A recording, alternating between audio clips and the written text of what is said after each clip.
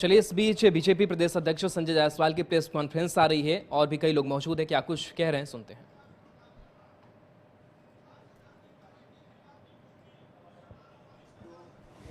राजद के प्रत्याशी हैं श्री मोहन प्रसाद गुप्ता।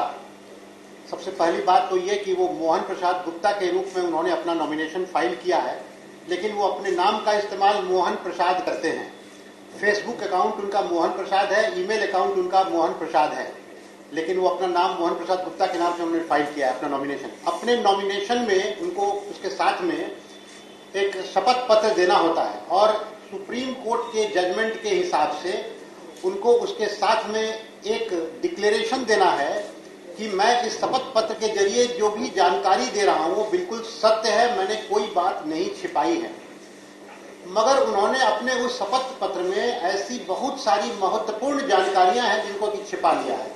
सबसे पहली जानकारी तो यह है कि वो एक शराब की कंपनी में पार्टनर हैं और डायरेक्टर हैं, मगर उन्होंने न तो इसका कहीं जिक्र किया है, जो कि उसमें कॉलम है अपने संपत्ति के बारे में आपको जिक्र करना है, उस कॉलम में कहीं भी उन्होंने उसका जिक्र नहीं किया है।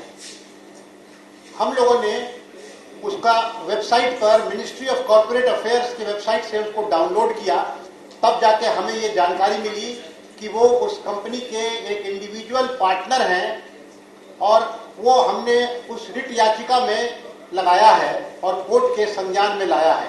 तो ये सबसे पहला जो उन्होंने झूठ किया, छल कपट किया है अपने नॉमिनेशन पेपर में और अपने शपथ पत्र में, ये हमने कोर्ट के संज्ञान में लाया है। दूसरी बात, शराब की स्मगलिंग के मामले में अभी उनके ऊपर एक मुकदमा हुआ है गिरिडीह में, उनके ऊपर और उनकी कंपनी के ऊपर और ट्रांसपोर्टर के ऊपर, जिसमें कि काफी बड़ी मात्रा में शराब गिरिडीह में पकड़ी गई थी, जिसके ऊपर मुकदमा हुआ है। लेकिन इस मुकदमा को हुए 1 महीने से ज्यादा हो गए हैं, उस मुकदमे का कोई जिक्र उन्होंने अपने 13 अक्टूबर को जो नॉमिनेशन फाइल किया है कहीं कोई जिक्र नहीं किया है। तो हम लोगों ने जो पटना हाईकोर्ट में गोपालगंज के एक नागरिक के द्वारा रिट याचिका दाखिल की गई है, उसमें ये सारी बातें न्यायालय के संज्ञान में लाई है, क्योंकि इसके पूर्व हम लोगों ने चुनाव आयोग में जाकर के वहां एक विस्तृत हमने अपना कंप्लेंट फाइल किया था। चुनाव आयोग के संज्ञान में ये सारी बातें लाई थी और उसके सबूत भी हम लोगों ने चुनाव आयोग को दिए थे। बावजूद उसके आज तक चुनाव आयोग ने उस पर कोई कार्रवाई नहीं की है। इसलिए कल तक इंतजार करने के बाद हम लोगों ने आज पटना हाईकोर्ट में एक रिट याचिका दायर की है और कल उसको मैं मेंशन करने जा रहा हूं कि उस पर तुरंत सुनवाई हो, या तो कल ही हो या परसों हो उसकी सुनवाई, ताकि इस चुनाव में ऐसा कोई व्यक्ति चुना नहीं जा सके जो कि सारी बातें गलत और झूठ अपने शपथ पत्र में डालता है, जो कि सुप्रीम कोर्ट के खिलाफ है। इसलिए ऐसा बहुत ही ऐसी संभावना है कि वो प्रत्याशी जो आरजेडी के हैं उनका चुनाव बहुत जल्दी, अगर वो हो भी जाएगा तो रद्द हो जाना चाहिए। माननीय अध्यक्ष महोदय, भारतीय जनता पार्टी ने इस पूरे मामले को देखा है। आज भी आरओसी में उन्हीं का नाम है। एक अफवाह उड़ाई जा रही है कि वह कंपनी से इस्तीफा दे चुके हैं। इस तरह की बातें केवल अफवाह होती हैं। आपका कोई भी कंपनी से नाम तब हटता है जब आप आरओसी में अपना नाम हटाते हैं। यह दुनिया के हर जगह सत्य है। आप सरकारी नौकरी में आप इस्तीफा दे दीजिएगा तो जब तक आपका इस्तीफा कबूल नहीं किया जाता तब तक नहीं माना जाता है। तो यह एक शैडो बनाया जा रहा है, फर्जी पेपर फिर दिया जा रहा है। आज भी आरओसी में उन्हीं का नाम है, आज भी डायरेक्टर के डिन में उन्हीं का नाम है। और इसलिए मैं माननीय उच्च न्यायालय से अनुरोध करता हूं कि इस रिट पिटीशन को शीघ्र संज्ञान में लिया जाए। बिहार के 3.5 लाख नागरिक शराब पीने के आरोप में जेल में बंद हो चुके हैं और जिस प्रदेश में 3.5 लाख नागरिक जेल में बंद हुए हों, उस प्रदेश के ही मुख्यमंत्री जिसने यह कानून बनाया, उसके गठबंधन से एक ऐसा व्यक्ति चुनाव लड़ता है जो कि शराब के फर्जी व्यवसाय में, आबकारी चोरी में संलग्न है और इसको लेकर के जो हाई कोर्ट से लेकर सुप्रीम कोर्ट तक ने बहुत सारी टिप्पणियां की हैं बिहार सरकार के ऊपर। दूसरे तरफ हाई कोर्ट ने टिप्पणी की है चुनाव आयोग पर भी। यह जो नगर निगम का चुनाव था उसमें भी हाईकोर्ट ने बहुत ही सख्त टिप्पणी की थी चुनाव आयोग पर, निर्वाचन आयोग पर। आज भी हाईकोर्ट की किसी भी बात का पालन बिहार सरकार नहीं कर रही है, न निर्वाचन आयोग। आज हम पहले चुनाव आयोग ही गए थे पर हमें इंसाफ नहीं मिला, इसलिए हम हाईकोर्ट में आज रिट डाले हैं। मुझे पूरा विश्वास है कि कल माननीय उच्च न्यायालय के माननीय न्यायाधीशों से मेरा अनुरोध रहेगा कि इस तरह की जो अनर्गल कार्य करके जनता के, नागरिक के अधिकारों का उल्लंघन किया जा रहा है, और वह भी एक ऐसे मुद्दे पर किया जा रहा है जिस पर आप खुद यहाँ के मुख्यमंत्री ने 3.5 लाख लोगों को कानून बना के जेल भेजा हो, और तब उसके पार्टी के समर्थन से कोई उम्मीदवार चुनाव लड़ रहा हो जो कि आबकारी घोटाले में संलिप्त हो, यह बहुत दुखद है। मुझे पूरा विश्वास है कि कल हाईकोर्ट अवश्य इस पर संज्ञान लेगा, तुरंत इस पर बहस होनी चाहिए, जिससे कि गोपालगंज के नागरिकों के अधिकार में किसी प्रकार की तकलीफ नहीं आए। यही हमारा अनुरोध, भारतीय जनता पार्टी का अनुरोध है, और हम इसलिए अनुरोध कर रहे हैं क्योंकि हमें चुनाव आयोग से न्याय नहीं मिला है। इसलिए मुझे पूरा विश्वास है कि हाईकोर्ट इस पर जरूर संज्ञान लेकर तुरंत ही इस पर बहस करा के, सारे सबूत हमारे पास उपलब्ध हैं, हम उसको हाईकोर्ट को देंगे। एक सवाल है, तारापुर में सर आपको याद होगा उपचुनाव जब हुआ था उसमें जो आपका मूल वोटर माने जाते हैं वैसे समाज के, उनको आज टिकट दिया। गोपालगंज में बिल्कुल ऐसे ही आज 5 बजे शाम को चुनाव प्रक्रिया समाप्त हो चुकी है। मैं चुनाव प्रक्रिया के बारे में एक शब्द न मेरा बोलना उचित है और न आपका पूछना उचित है। सुशील मोदी ने दावा किया है सर कि चुनाव जेडीयू और आरजेडी का विलय होने वाला, और भयंकर मसले यह तो सभी को मालूम है, जेडीयू और आरजेडी का विलय होने वाला है। यह कोई एक ऐसी सच्चाई है जिसको हर कोई जानता है, इसमें नई बात क्या है। खुद जब राष्ट्रीय जनता दल का सम्मेलन हुआ तो अपना चुनाव चिन्ह बदलने का, पार्टी का नाम बदलने का पावर दे दिया गया। उसके बाद अब 8 दिसंबर को जो जदयू का हो रहा है, तो चुनाव से पहले ही इन्होंने अपना नारा भी बदल दिया। अपना नारा अब उन्होंने कर दिया सामाजिक न्याय के साथ विकास, जो कि राजद का नारा रहा है। जो राजद का तो नारा भी वह उठा चुके हैं, नेता भी उठा चुके हैं, नीतीश जी आदेश भी दे चुके हैं कि सभी को, अब कल ही आप सबों के सामने सार्वजनिक रूप से उन्होंने आदेश दे दिया कि अब सभी को तेजस्वी जी के पीछे चलना है।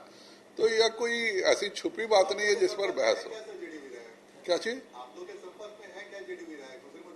बहुत सारे पूरे जदयू के हर वह कार्यकर्ता हम लोगों के संपर्क में है जिस बेचारे ने लालू जी के खिलाफ लाठियां खाई हैं, जिस बेचारे के परिवार को गोली मारा गया।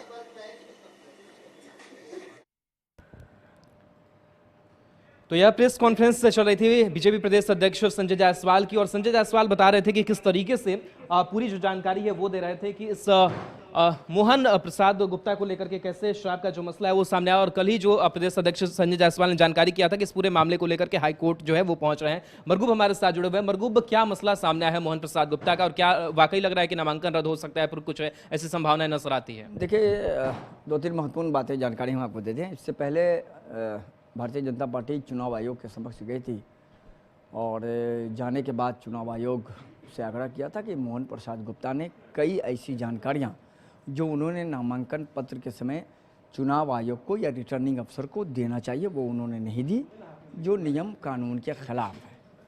इसीलिए इनके नामांकन को रद्द किया जाए। तो चुनाव आयोग ने कहा कि ठीक है, पूरे मामले में जांच होगी, पूरे मामले को देखा जाएगा।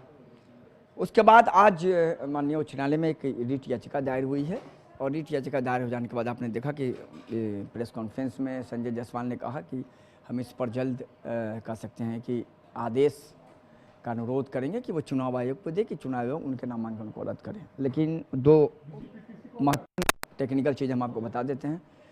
नामांकन पत्र रद्द किए जाने का अधिकार माननीय न्यायालय तो सर्वोपरि है, लेकिन रिटर्निंग अफसर नामांकन पत्र अगर स्वीकार करता है तो माननीय न्यायालय में जो बातें आई है उस पर सीधे तौर पर माननीय न्यायालय निश्चित तौर पर सुनवाई करेगा। आदेश क्या होगा हम नहीं कह सकते हैं, लेकिन ये जो पूरा मामला है, इस पूरे मामले में हमें जहाँ तक लग रहा है कि जो तकनीकी लोगों से हमारी बातचीत हुई है, इस मामले में तत्काल कोई बहुत बड़ा ये होने वाला नहीं है।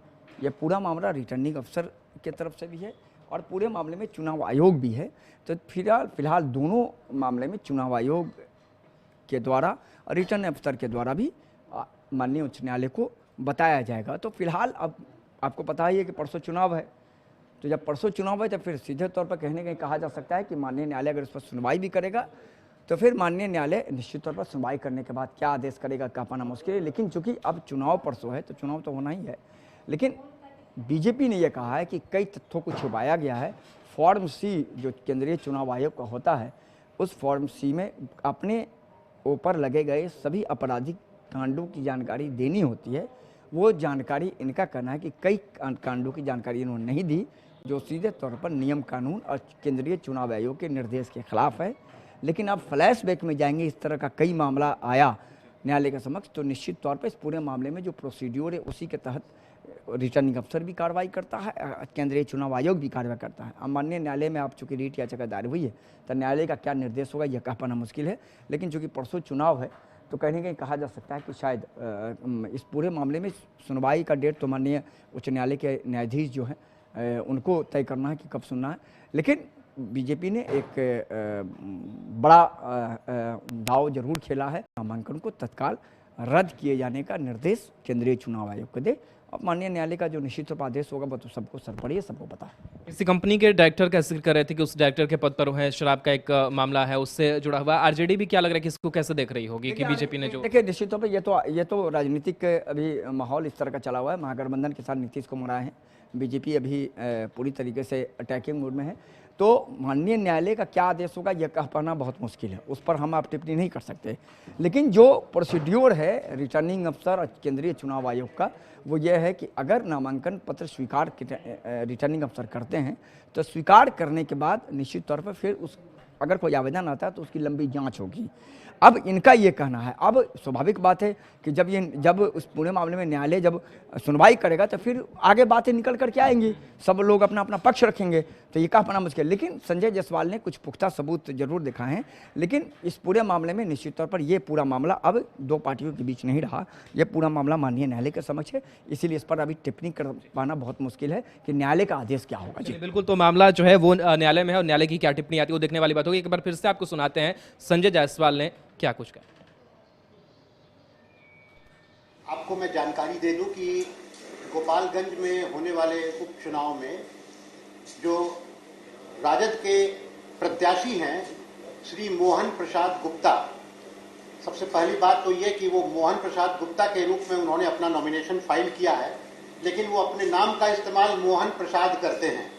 फेसबुक अकाउंट उनका मोहन प्रसाद है, ईमेल अकाउंट उनका मोहन प्रसाद है, लेकिन वो अपना नाम मोहन प्रसाद गुप्ता के नाम से उन्होंने फाइल किया है अपना नॉमिनेशन। अपने नॉमिनेशन में उनको उसके साथ में एक शपथ पत्र देना होता है और सुप्रीम कोर्ट के जजमेंट के हिसाब से उनको उसके साथ में एक डिक्लेरेशन देना है कि मैं इस शपथ पत्र के जरिए जो भी जानकारी दे रहा हूं वो बिल्कुल सत्य है, मैंने कोई बात नहीं छिपाई है।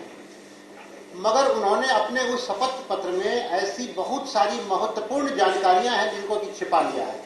सबसे पहली जानकारी तो यह है कि वो एक शराब की कंपनी में पार्टनर हैं और डायरेक्टर हैं, मगर उन्होंने न तो इसका कहीं जिक्र किया है, जो कि उसमें कॉलम है अपने संपत्ति के बारे में आपको जिक्र करना है, उस कॉलम में कहीं भी उन्होंने उसका जिक्र नहीं किया है।